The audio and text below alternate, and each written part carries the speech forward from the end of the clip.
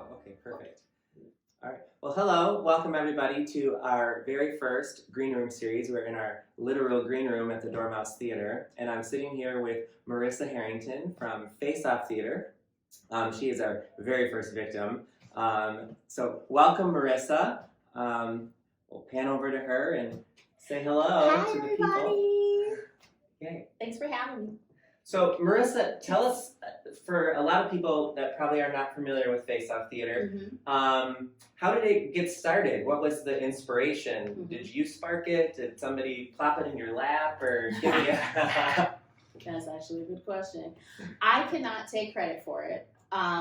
So a group of women from Western, women of color, we all, work together, study together at Western.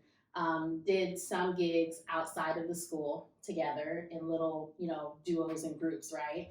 And then once we were all graduated, there was a group of us that were staying in Kalamazoo. So we did, for whatever reason, for me it was a family reason, right? At the time, I was a mom and married, and I was like, well, I'm not picking up and going to New York. Yeah, that's expensive. That's expensive. And my husband, who works for Stryker, was like, no, have a great job here. So I was like, okay, damn, I have to stay in Kalamazoo, which is great. I love Kalamazoo, but for me as a Black actress, I had not seen enough opportunities. I wanted to do more than like the arbitrary one show a year that I might be cast in. Sure. Right. And so that was the same sentiment of my friends who were staying in the area. And so I had already done some work with the Black Arts and Cultural Center before the theater company started, because the Black Arts and Cultural Center has for 20-something years done some sort of theater productions, right? Oh, cool. They would do like 1 or 2 a year. And so I had been hired by them previously to do a couple of their shows. And so, it just seemed like a natural, I guess, path to take. Okay. Just the 6 of us said, hey, let's, approach the Black Arts and Cultural Center with a proposal and say, hey, we'll take over your whole theater programming. You don't have to do anything but like be our fiduciary. And we'll do shows all year round. And so the agreement was we would do at least 4 shows a year. That would bring diverse stories to Kalamazoo. We wanted to also do like new plays, right, to foster new work of writers of color. And so thankfully, the executive director at the time was like, heck yeah. It was like a win-win. Yeah. I don't have to be worried about theater programming. Somebody else is going to do it. And also this is obviously going to, boost our exposure in the community with this theater group. Right. So it was a wonderful partnership. 2015 is when we started. And the immediate response from the community was just an overwhelming, positive, supportive. We were really lucky. Our first few shows were like a hit. Awesome. And then it just kept going up from there. And we didn't know what we were doing. We were like, let's have a theater company. None of us know how to run a theater company or, none of us studied administration in college. It was all, performance directing, playwriting. Yeah. So we were learning as we went. And so, I guess from that point, the rest is history. Here we are 6 years later and growing and yeah. Tell us about, in that journey, what would you say was your favorite moment, your breakthrough moment? And then, of course, everyone want to know, what was the biggest struggle or hurdle that you had to go over? For sure. Yeah. So our first show, our second show was The Mountaintop by Katori Hall. And it's a show, just 2 people. It's Dr. King and an angel. You find out, she's a maid, and then you find out she's an angel later. And this is right before his assassination. Okay. So this is a very popular play. It's being done regionally, a lot of accolades, and we decided to tackle this show, our second show. I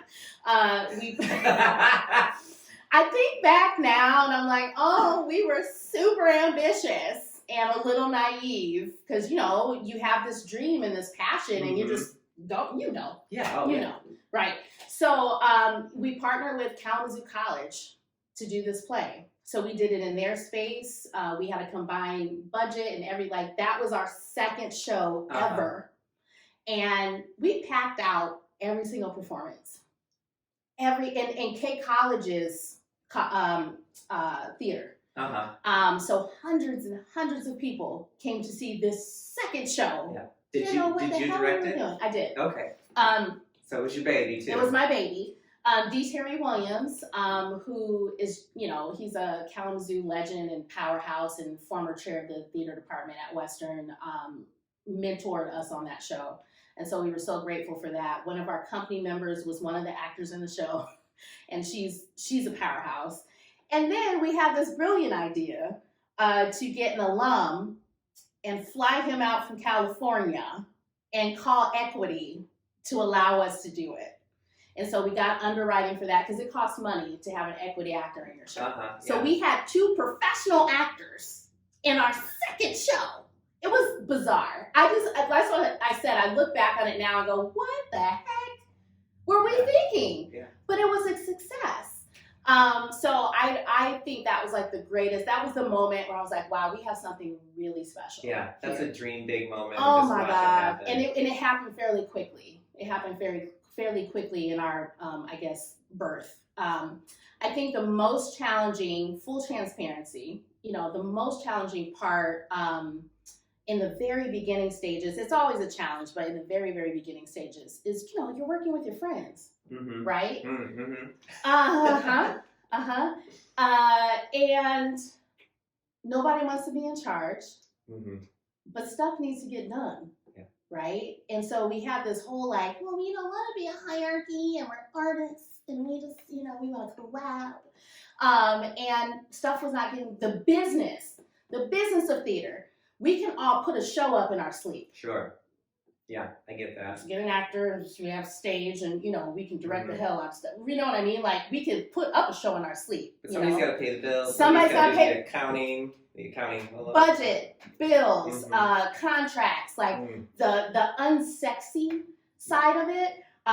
No one was really willing to step up and do it. And we had a lot of fights. There were a lot of fights, because it was like this balance of we want to be collaborative with one another, but also someone has to take over the administrative part. And then if you take over the administrative part, people feel like you're telling them what to do. It was just the whole thing. Yeah. For a few years, right? The first half, it was rough. It was rough. We're all still friends. I will say that. We all still love each other. But we had to go through, I think, those growing pains to realize, y'all, this is a business first. We're doing art and we're doing great work. Yeah, if you want to continue to do the art, if you want to continue to do the great work. The longevity piece, right? We knew that the community needed it because of the response that we were receiving, right? But we couldn't continue on without processes and systems and administration, right? So it took us a few years to go, have to run this like a business, and we figured it out. And we're still here, right? And have gone through transitions of company members coming in, company members going out, which is normal. Most of the time when someone leaves, it's because they're leaving the area, because again, everyone is so talented and, are going to get their master's degrees, for goodness, and it was always for good reasons. And so we had to adapt to that kind of second generation. I think this is the second challenge was adapting to the second generation of the company, right? So we had the founders, the 6 founders. And then once we transitioned from being a founders only company to other people. Yeah. That was a challenge too. It was weird. It was weird to me. And bring somebody into the fold, it's always weird. And have the trust, that the vision will carry on through the new people. Yeah. And they don't realize the sweat and the tears that you put in. And I think people got it pretty quickly. Okay. I think they did. But, there's, anytime we have a new company member come in, it's very, our history and the reason why we exist, our mission is very important. It's who we are. Tell us about the mission since you mentioned it. Right. So our mission, I kind of mentioned it earlier, so is to produce diverse theater diverse and meaningful and innovative work in the Kalamazoo community. That is our goal.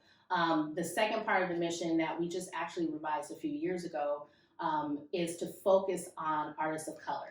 Developing artists of color, producing artists of color, like that's important, right? The development, because someone has to continue this work when we're not here anymore, right? Or when I decide to step off, right? The legacy has to continue. So that comes from development, Yeah. nurturing. Yeah. Right? Yeah, I get the nurturing piece. I mean, you're here, and for those who don't know, I mean, Face Off is here at the theater at Dormouse for at least the next couple of years, and hopefully beyond. Yes. And we cultivated that with them, and as well as QTK, which is starting in November. And it was very important to me, the director of this establishment, that we were promoting things that were meaningful and that would have an impact in the community. Yeah. I mean, God love Oklahoma, but I don't want to do it. Well, we have and there's a place for that. Kalamazoo, like there are a ton. We're a part of the Theater Kalamazoo Consortium, and there are a lot of theaters here. There are a ton, right? So I think that was another conversation we had early on too, and it was an argument. I'm not even gonna lie, it was an argument because there were those of us that thought we need to be doing stuff that no one else is doing.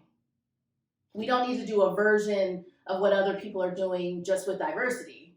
We need to be doing what other people aren't doing. Yeah. Right? Because what is the point of us being here? So there's that school of thought. And then there was a school of thought, but yes, we can do it better. Let's add diversity and let's do Shakespeare, but with like all women of color, which is also awesome in its own regard. Sure. It's also been done. Right? Let's do Steely Mags and the drag queens. Right. So, and nothing against that. That's sounds fabulous. I would love to see that. That actually sounds super fabulous.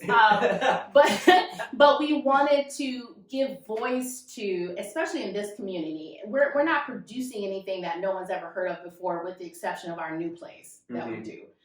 But we're bringing things to the Kalamazoo community that probably wouldn't otherwise be here, unless, I always say the one exception is when Western, and in the past, better now, but sometimes Farmers Alley would do, some shows where you're like, ooh, glad we're doing that here in Kalamazoo. Yeah. Right? That was just on Broadway, or that was just in Chicago, right? Yeah. But, it was just really most of the time those two theaters, right? Sometimes K College too, right? So we wanted to do things, one school of thought was, let's do the shows that Kalamazoo should be seeing that everyone else is seeing. Let's amplify the voices of writers of color, and expose this community to that. Yeah. Right? What do you think about Broadway and their everything is? I think it's brilliant. Yeah. It's brilliant. I think people... Do you think that's enough? No, hell no. Yeah, never enough, right? No, it's a start. Yeah. It's a start. But I hate to say this, but, I've recently been saying that Face Off shouldn't need to exist. We shouldn't need to. Everybody, as many theaters as we have here, people should just go, yes, and we need to amplify these voices, and we need to amplify these. QTK should not need to exist. Right? We exist out of need. We exist because, I'm going to say this in the most diplomatic way possible. Well, you don't need to. I would say that we push back against the thought that only Oklahoma can sell tickets. And that you have to be safe and do a certain thing for people to buy tickets and want to come see it. And a lot of times that equals very vanilla. Yeah. Not diverse, not creative, not nothing, right? Just, we want to sell tickets, so we're going to do this. So we push back against that. We always have. We sell tickets to our shows. A lot of times to shows that people here, believe it or not, have never heard of, right? If you go 2 hours east or west, they have. But here, They haven't, right? And so to bring exposure to, you know, these stories and to these plays and go, hey, so this can sell tickets too. Yeah. People want to see this. Yeah. And speaking of that, what people want to see, what is in store for Face Off for the rest of this season and next year? What's the grand vision? Yes. So this year, actually in a couple of weeks, we have a youth production, and so we have always put a priority on making sure that we are producing new plays, right? But also we have a huge priority on the youth, right? God bless you for that. Right. I don't work with them. I have 3 children. Listen, I've done Annie Jr. and I can tell you what. Yes. One of our They're so cute. A couple of our company members, that's their gig. That's their thing. And one of the things I love about our company is we celebrate each other's strengths, right? I don't want you to do something you're not passionate about doing. I'm not directing a kids show. I'm not going to do it, okay? I have a kids show at home. Yeah, every day. With the 3 actors in my house, okay? All of them, right? Stage or not, right? So we have youth shows every year, every season, and so that's our next show. And then the last show of the season is in November. That's Hurt Village by Katori Hall, who just won a Pulitzer. Not the play, but she did, which goes to show you how brilliant she is. The very first show I directed in undergrad was one of her shows, and her voice is beautiful and poetic, and it's just she's a force. She's a force. And so our last show is her show, Hurt Village. And some of the topics, are about the American wealth system, right? Takes place in the projects, right? Okay. We also talk a little bit about Black veterans, right? That experience is a little bit different. Both of my parents are veterans. And the experience is different for people of color, especially Black folk that served in the military. The reception back home and just all the things. It's just a different experience. So this play, I feel like, very expertly talks about those themes. So that's in November. Okay. And that's our last show of the season. And next year, we're actually in conversations about next year's season. For sure, though, we are partnering with QTK. Yay. For our spring show. Okay. So it's panning out now that every other year we have a QTK collaboration. So the fact that we're both housed in the same space it's the best thing ever, right? It makes working together easier, right? Because you're like, let's navigate your space. No, let's navigate ours. We're already here. Yeah. We're here. Perfect. So that's our spring show, and it's a new play. And we're super excited. Yay. Yep. So that's next spring, but the rest of it, you guys have to, follow our website. We'll do our season announcement in a couple months. Yeah. Plug the things. What's the website? Oh, yes. So our website is faceofftheater.com. We're very active on Facebook and Instagram. So follow us on Facebook and Instagram at Face Off Theater. And Yay. Yeah, cool. Thank you, Marissa. Thank you so much for being our guinea pig. Yeah, for sure. I'm ecstatic that you're here. I just love you guys. And you just don't understand. Like, you guys have been this relationship will go down in history as kind of like our pivot. And I'm so grateful for you guys. I've never said this to you, so I'm saying it to you now on camera in front of everybody. That you guys are a very important cog in this process of our growth and getting to the next phase. So we're thankful for that. You fill my heart, and your work is amazing. Thank you. Thank you. A huge thank you to Marissa Harrington and Face Off Theater. Please join us for the next one.